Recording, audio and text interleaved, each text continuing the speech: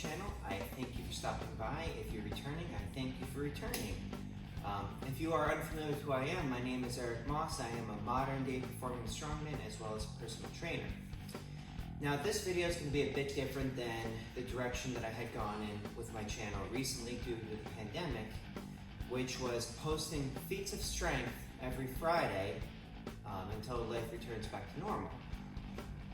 The reason for today's video is specifically because a YouTube user by the name of Shalom P had asked me to post a video about how it is that I train. And I kind of struggled with how to answer this, even though I wanted to post about it because I've got about 23-ish years of training myself. And what I do and how I train depends on what is going on. You know, it depends on if I have a show coming up, if I'm testing out a personal training program for my clients, etc., etc. And then I kind of figured out how to answer it because I also figured on like listing some of my influences. But specifically, how I train is goal-oriented training, and I know that's a bit of an umbrella term. But for one, my goals at the time, which changed throughout the year and changed throughout the season, the day of the week, or I mean, it doesn't change the day of the week, though the approach sometimes changes on the day of the week. But the way I train is to help me achieve my goals. So my goals at the moment is during this pandemic is to get as strong as possible so that when I take the stage again, I am the strongest version of me to hit the stage yet. Now, there's a specific way that I have to train for this, because like when I was back during the quarantine and I didn't have access to the gym that you see where I'm filming this today, I had to figure out what is the main thing that I have to do, because when I'm at home and I'm with the kids, my time is very short. So I figured, I'm like, what is the one thing that is the most important thing for me to do that's going to get me the strongest possible? And the answer was quite simply braced bend isometrics. And I'll explain that in a second. You see, with isometrics, more specifically something called overcoming isometrics, in its essence, you are pushing against an immovable object with the unstoppable force. The unstoppable force being you, and with the immovable object being one of these. Now for me, I want to be able to bend crowbars as well as other implements that are approximately this long. This is about 12 inches long, and the steel that it's made of is 1 inch by 3/8 of an inch thick, which it's not going to bend. Now the way I work this is I will take my reps, and I'm not going to film this part because it's going to be boring to watch me push against something that's not moving. But I'll take my reps, and I will treat this as if I fully intend on bending it. And I feel like there is something to be said about going into something with full effort, knowing that you're probably going to fail. So I will push this against my leg pretty hard. Now there's differing positions of that because with specific adaptations that come from overcoming isometrics, is that there's a degree, your maximum strength gains are going to come within a certain degree of the joint angle. So I've got a couple different pieces. This one is straight. This one has just a teeny bit of a bend. So it's kind of like I'm training those specific angles. This one has more of a bend. And this last one actually started off as something that I had fully intended on bending, but didn't quite get. So I will push on these three, which I am not likely to get anytime soon, for 3 sets of 5 seconds each. And when I say 5 seconds, it's like there's a 3-second ramp up, and then there's an interval that's timed on my iPad that will go for 5 seconds, and I will just make sure that it beeps before I stop. In actuality, it's like a 3-second ramp up with 6 seconds-ish all out. Now, at the end of those like 3 rounds of 3 like that, I have something called brace bender's helper. I think it's called steel bender's helper or something to that effect. And what this is it's a coiled up parachute cord that I purchased, and when I push on it, it bends and then it springs back, so I can do a couple reps like that. So the reason that I do that is so that when I'm doing the isometrics, it's not like I'm just failing. I can actually push on it and it gives. Then I will practice the crush position with this, which I may get, I may not get, I'm not really sure. It depends on, I guess, whether or not I'm able to produce enough force to bend it that day. So if I get it, I will continue on, but that has to happen within that 5 seconds all out.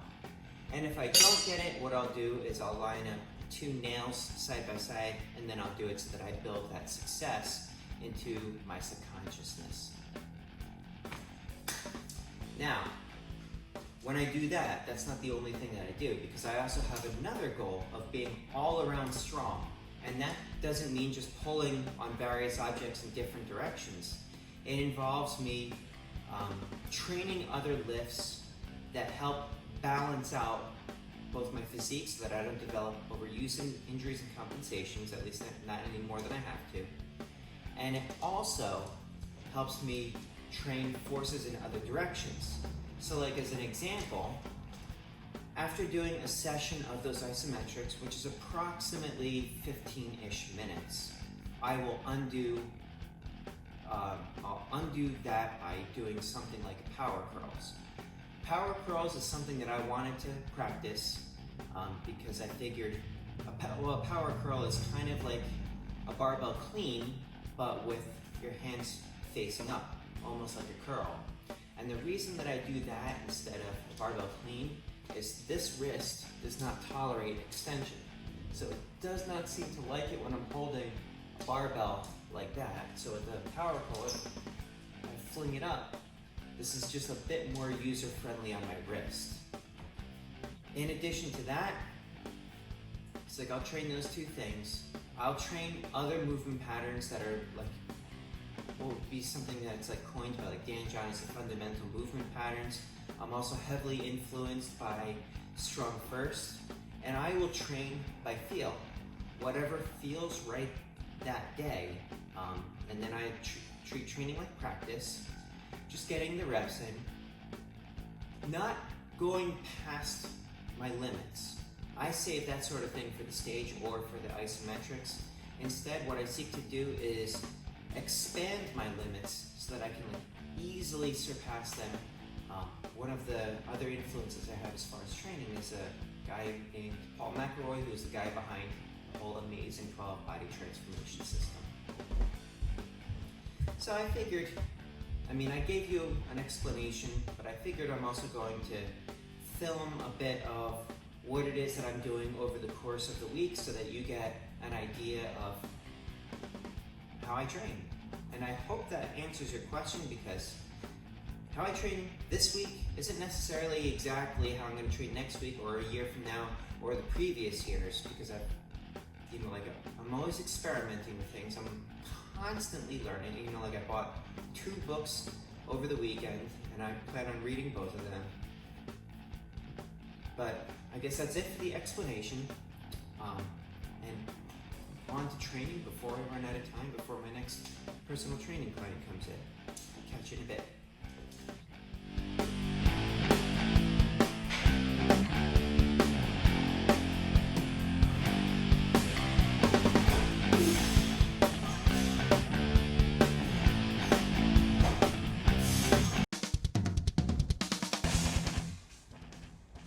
Alright, so this is the second day within my training program, my current training program that is. I had a cancellation from one of my personal training clients, so I find myself with a bit of time this morning to be able to get it in. As far as a pre-workout goes, I like drinking coffee. I take the coffee black. So yesterday, I had done brace bend isometrics and then followed by power curls. And with the brace bend isometrics, I'm pushing down. With the power curls, projecting force up. And when I'm pushing the brace bend isometric down, that is basically, well, it's an isometric, it's static, it's not moving. Power curl is going up explosively. So like one is isometric, one is dynamic. I like to train multiple things like that to get different effects. Today I plan on doing strict military press with the barbell. And the reason that I like doing it strict is partially because it kind of pays tribute to the roots of like strongman, but also because it doesn't allow any kind of cheating. So I know if I'm making progress upwards, if I'm able to do it with heels together. One of the nice things about the barbell is it's the most programmable as far as load, because I can use big plates, I can use little plates. So I can incrementally bump that upwards, as opposed to like doing an overhead press with a kettlebell where they're like 9-pound jumps, which is a lot, especially when it's one hand. The other reason that I kind of like the barbell military press compared to the kettlebell press, I mean I still do both, is because there's something called the bilateral strength deficit, which basically is like you only have so much mural energy, and when it is split between two places, there's going to be some loss from side to side. But by building this up individually and also training one at a time, you can get the strength benefits from having both of them. So today I'm going to be doing, I already told you, I'm going to be doing the barbell military press. And, hold on. I like to track my training sessions with the Strong app, which you can kind of see it's like that dumbbell looking icon there. Generally speaking, I don't really like journaling my training sessions because I treat training like practice. I feel like it takes a bit away from it when I have to sit down and journal, and quite frankly, journaling is annoying. But with this app, it makes it easy. And that, you know, like when I pick,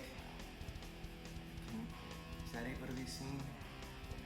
When I pick that was when I inputted in there, and I added in there, it auto-populates with the last training session's numbers so that I know where to start from, and I know whether or not I'm making progress, and I can track personal records that way, and that is very helpful. But enough with enough talk. It's time to put my plan into action. Also, when I am training with weights, I like using a technique called running the chain. I think it was Herman Gorner that coined that term. Maybe it was Arthur Saxon, I can't remember. But basically, you start light and then you work your way up. When you start light, it kind of like signals your nervous system, hey, this is what we're doing. So you better get it in here. So light for me is starting with just the bar for a set of 10 to kind of warm up the pattern.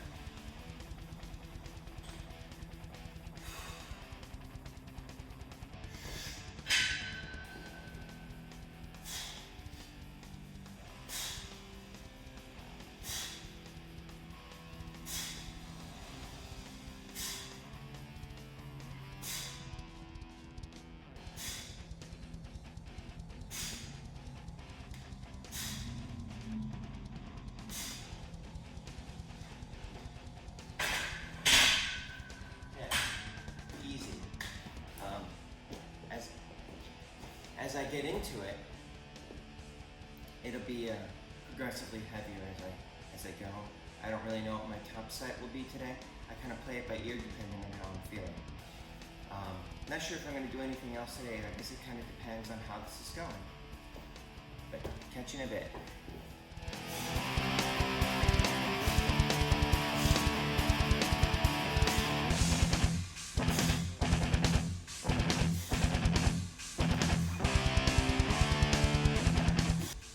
Right now I'm in between sets, and I was just like kind of thinking about things to put in this video. That's my approach. One of the questions I oftentimes get when I'm on stage is like I do a Q&A after my shows, is people ask me what I bench. And the truth is, I don't even know. I hardly ever bench myself. The reason being is because training either has to transfer directly to the activity that it is, whatever it is that you do, or it has to fill in the gaps left over from that activity. You know, like with pushing against steel, I get a lot of this in somewhat of a downward motion. Let's see, I'll demonstrate. Because when I'm doing it, it's almost like a bench. So doing more of that isn't necessarily going to make things any better. Instead, I do the rest of the stuff to keep everything within balance. That's enough. I guess I hope that kind of clears things up a bit. I know it can be a little bit complex, but it's really simple when you get down to it. Do the thing and then fill in the gaps left over by the thing.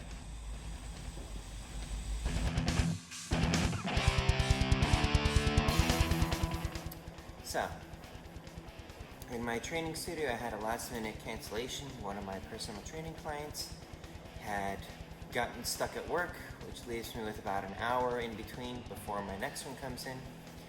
So even though I already trained this morning, I still feel fine. So I figure I'm gonna do just a bit more stuff. What I plan on doing now are some get-ups. I'm not really sure how heavy I feel like getting today. Just like before, I'm kind of playing it by ear to see how it is that I feel. I'm also starting light as I work my way up, just like working up that ladder, working up that chain, just like I did with the overhead presses before. Light in this case, I'm gonna start off with 32 kilograms, which is about 70-ish pounds.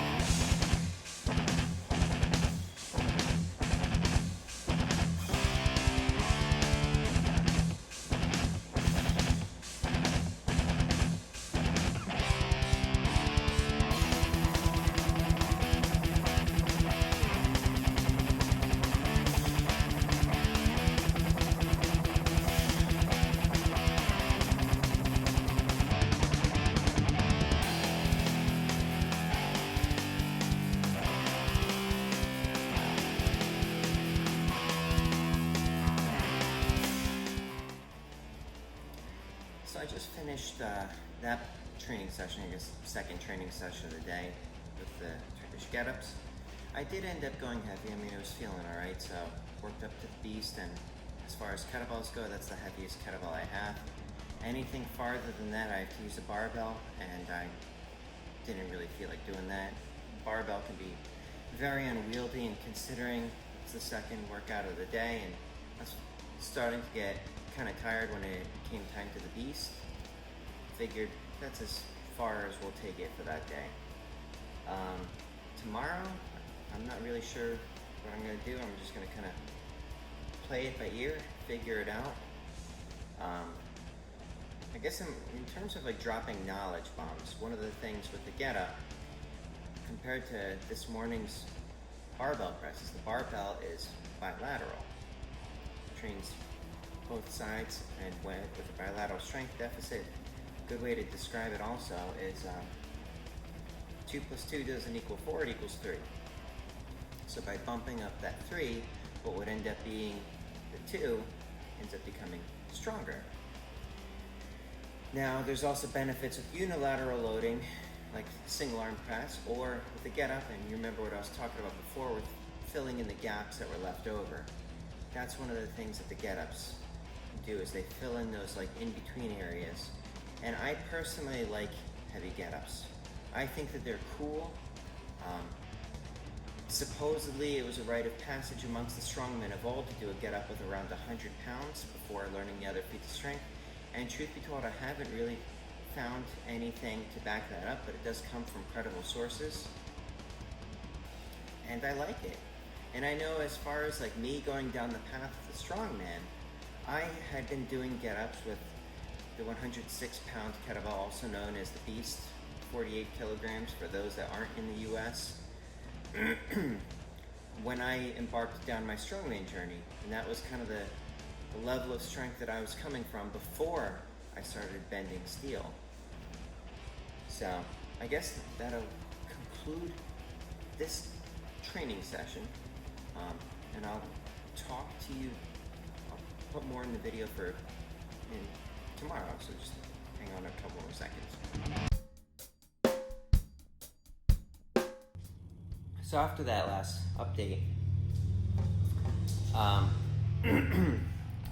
I had planned on doing deadlifts on Thursday, but then I got a massive migraine starting Thursday where I was just kind of gutting through it just by training my people and then spending the rest of the time laying in bed trying to make this thing go away. That headache or that migraine lasted into Friday, which completely threw off the Feats of Strength Friday schedule and the deadlifting schedule.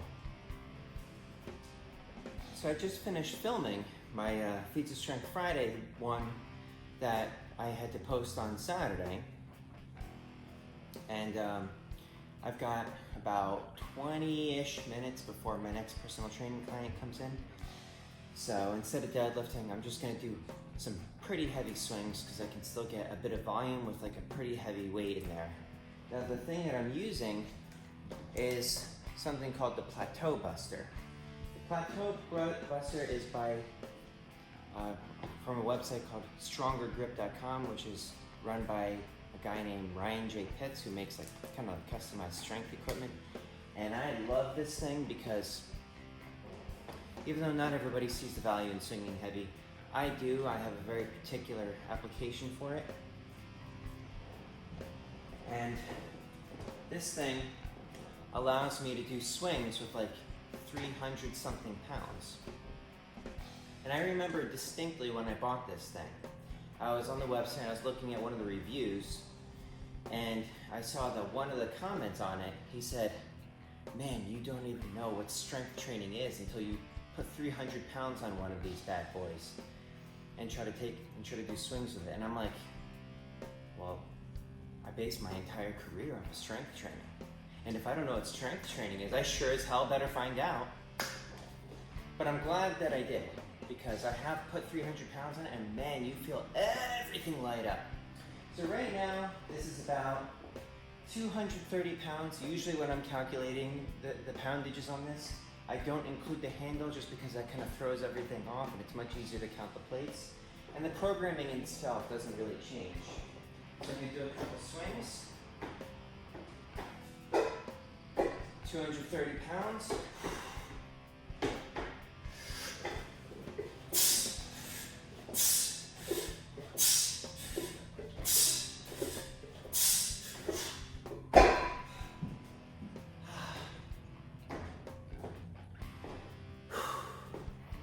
And I treat it more like a strength exercise. 230 pounds obviously isn't the most that I've done. I have done 300, I've done 300 for 10. And I'd like to work back up to those numbers. I don't normally reveal my numbers very often because I don't want people comparing themselves to me, because you should just strive to be the best that you can be. So I'm gonna wait for everything to return back to normal. As you can see, it's like you get like when people say, "Where's your cardio equipment?" Everything is cardio, you know? People like to try to compartmentalize exercises. Like, this is strength, this is cardio. In actuality, every exercise is really just shades of gray in between them. Even something like running is really just low levels of strength done for many reps. So let me just catch my breath a bit, and then I'm gonna put a bit more weight on. So that one was 230 for 5.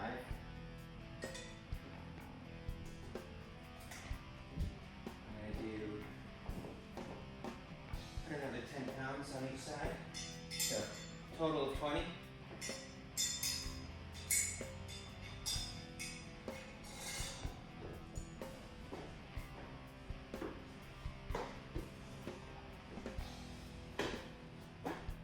You know, I'm going to put a little bit more than that.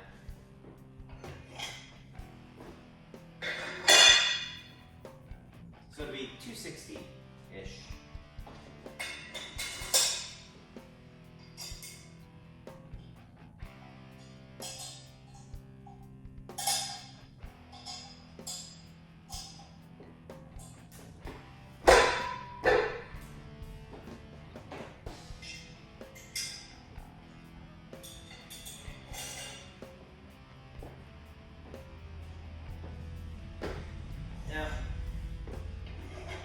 One of the things with the technique of the kettlebell swing is,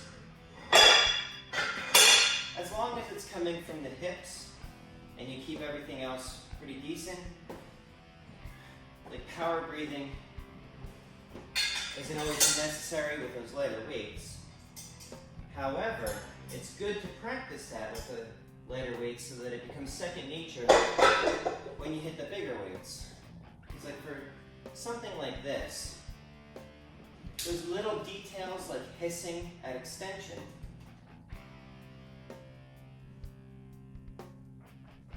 and driving through the heels, keeping your shoulder blades retracted, they become a big deal with the heavy weights.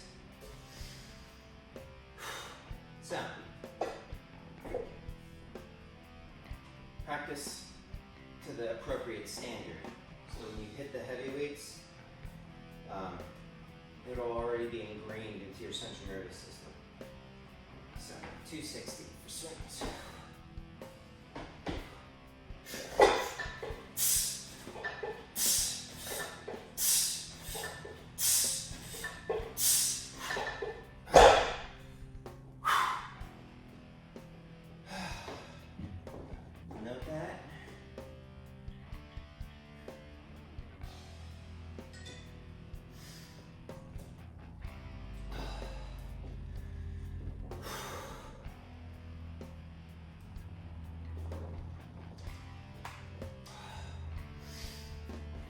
Feeling pretty good. And this will be like the last day of the training week. When Monday or Tuesday hits, depending on how much time. Oh, I got something on my shirt here. Why didn't anybody tell me about that? Okay. When it's probably from my shop goggles before. So when Monday or Tuesday hit, it's going to be back to Isometrics. That's like the one thing that right now is always constant within the program, because that's going to be the one that has the most carryover, specific carryover to the feats. Everything else that I'm doing is really just filling in the gaps that are left over in my all-around strength development so that I'm balanced and I'm also ready for just about anything else that comes my way, because you know that's what strength training is about, is being useful and hard to kill. I'm going to pause the video until it's time for my next set, and I guess I'll show the last set, probably the last set, because I only got about 10 minutes left before my next client comes in. But I'm going to do my outro now. So I hope I answered some of the questions about my training, because even after Shalom P asked it, someone else was asking me about it, a guy named Larry. But I hope this answers the question, clears up a little bit of the confusion about the methods that I use to train myself. And I do train my clients with a lot of the same strategies that I use on myself, just appropriate to their situations. But if you like the content, please let me know by hitting that like button If you got some feedback or something for me, drop it in the comments below. If you want to see more feats of strength and me dropping more knowledge bombs, hit that subscribe button. And in the meantime, stay happy, stay healthy, stay strong, stay safe, everyone. Eric Moss, over and out.